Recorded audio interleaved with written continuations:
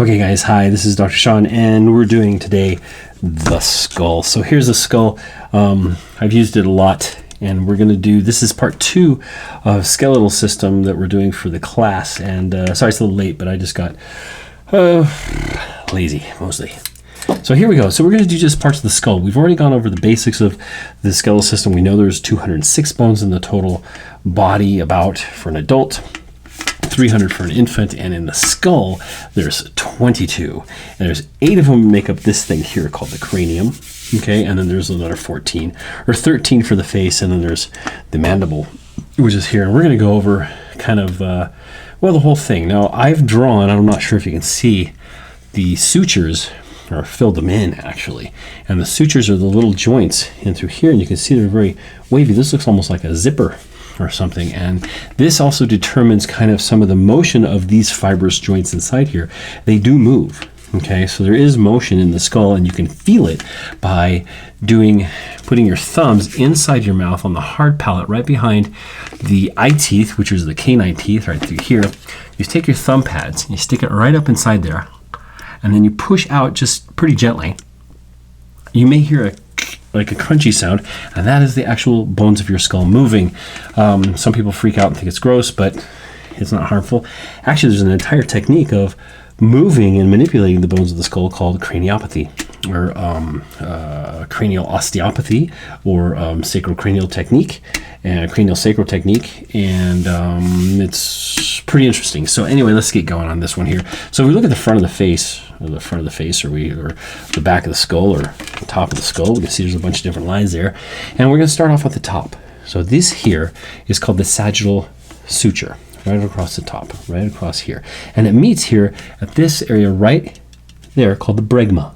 The bregma is where the sagittal suture meets the coronal suture, and the corona like a crown, and that is the point where the frontal bone here and the parietal bones. Remember, parietal means walls, so this is the walls of the skull. There are 2 parietal bones. There's 1 frontal bone. If we come around to the back side, look back here, the sagittal suture again meets down here at a place called the lambda. Right there. Lambda is basically, it's an upside down Y. It looks like this. That's lambda. Okay, well, it's backwards for you, but whatever, you got the idea. Hopefully I'll remember to turn it back for us. So anyway, we have parietal bones again, occipital bone. Occipital bone has some pretty cool stuff in it. It has this thing called a foramen magnum. This is where your brain comes out and becomes a spinal cord, and it has this here called the external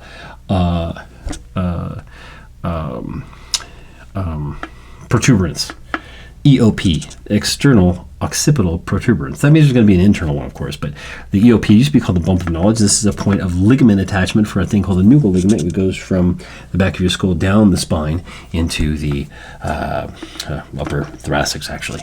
So frontal, okay, parietal, occipital.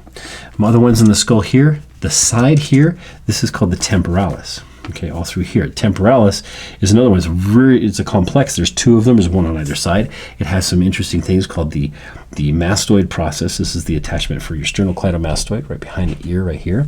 This guy called the external auditory meatus, or yeah, it's a meatus. It's just the external auditory. Oops, it's your hearing hole. That's where your ears are. Okay, and then this here is called the zygomatic process of the temporalis, the temporal bone. Okay, and this up here is the zygomatic bone. These are your cheekbones here in the front. Oops, we're losing our jaw. Okay, and the zygomatic bones up through here, they meet the facial bone, okay, maxillary bone, the maxilla, and come back here and meet on this arch right there, that arch, which is the zygomatic arch. So this is the temporal process of the zygomatic bone right here. Now, if you look in through here, you can see through here, I can actually put my finger through that muscle. That's where the muscle is, a masseter muscle, which meets down in through here, okay, and runs up underneath this sucker and in through here. So if you feel inside your head, you feel that bone right there, up above and down below, those 2 areas is about that thick. Look how far that is. I can go. I can tell that far. That's a lot of muscle in there. So at least here to there, right? So that's a good, maybe an inch of muscle in there. This is the orbit. The orbit, the roof of the orbit is going to be the frontal bone. The lateral portion of the orbit is going to be the zygomatic arch.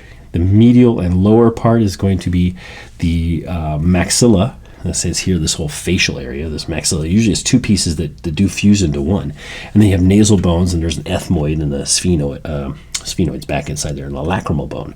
So here we have the maxilla. Maxilla is where we have the upper teeth attached. It's also the nose opening, okay, the nasal fossa through here, or the nasal cavity right through here, and here's a septum. Okay, this turns into the vomer, which is back inside there. We don't need to worry about that one.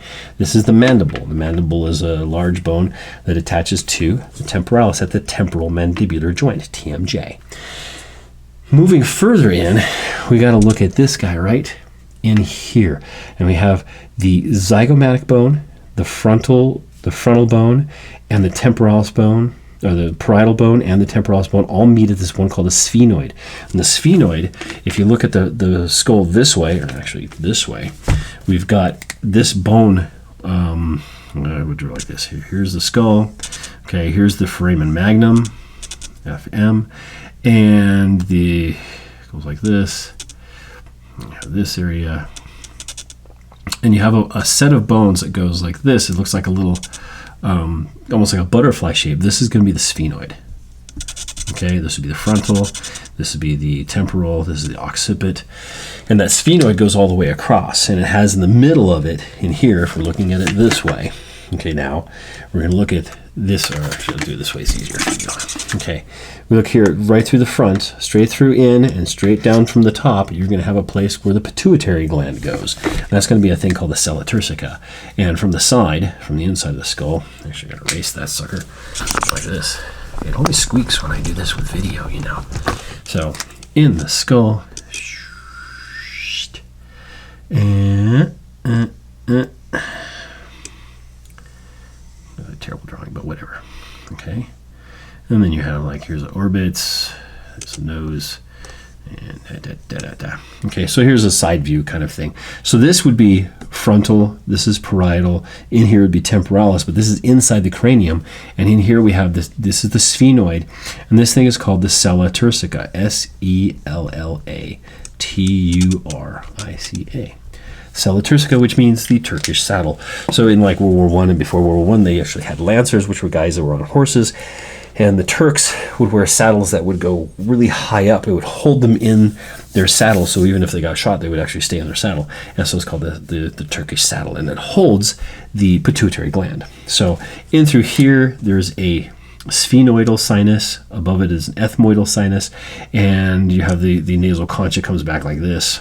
Okay, here's the hard palate and all that kind of stuff. So you have the nasal cavity, and if you have to have a surgery, for example, at this guy, they just go straight in through there.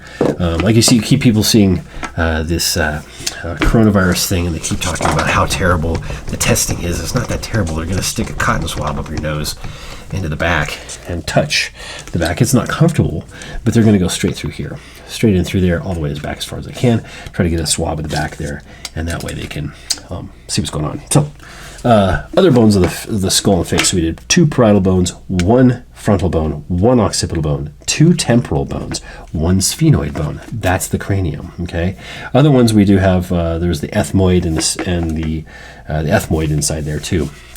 The bottom down through here, we've got mandible in through here, and this is the hard palate up through here. This is all maxilla. Okay. These we're not going to worry about, but here's your occiput bone, which does travel up right into here. Okay, and then it meets with the sphenoid bone, like we had said before. So there's the basics of the skull. Okay, very simple basics. Other things of interest on the temporalis bone itself. So the temporalis bone is one of the most complex of the skull. It's got the zygomatic arch, okay, of the temporal bone. It also has the mastoid process. Also has a little guy down here called a sphenoid process. Okay, so this is no, not a sphenoid process. It's called the styloid. Styloid, like a stylus, like a pen, and it meets with the styloid and all these little muscles that go down here in the neck. So, anyway, basics of the skull. There we go. Teeth 32 in the adults normally, and 20 in the kids. And then, you have them taken out because you have wisdom teeth and all this other jazz.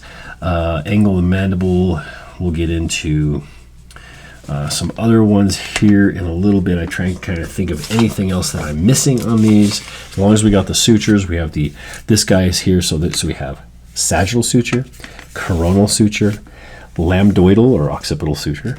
You can have in through here, this is the squamosal. This is a flat suture. It's the squamosal suture, which goes between the temporalis bone and the parietal bone. And other ones you have I do a whole thing on those, but we're not going to worry about it too much. In through here, the maxilla, nasalis bones. Inside is going to be the lacrimal, and on the inside of that is the ethmoid, and then deep inside there is the sphenoid bone. So there we go. That's the skull. I'll go over pelvis, and we'll go over some of the landmarks of bones. And remember, we're going to do things like talk about foramen and meatus and stuff like that. And in through here is what do you have? There's different fossa. There's a nasal infraorbital fossa, and there's a supraorbital one up here.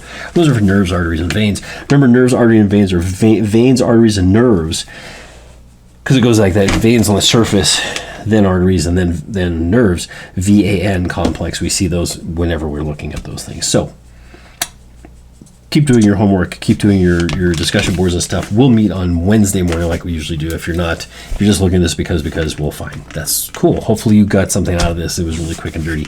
This is Dr. Sean over at, I'm at home actually now, doing my indoor stuff. So give us a thumbs up. Give us a thumbs down if you don't like it. Give me a comment. Give me a question. I'll answer them for you. We'll talk about some other interesting things. Most common fracture is up through here, up through the side. We get clobbered on the side, or sometimes the nasalis bone. That's pretty common. Jaw bones are also pretty commonly cracked. Skull fractures, those happen, but not as common as zygomatic arch or mandible, for example, or nasalis bone. Mine's been broken. You can tell it's like completely crooked.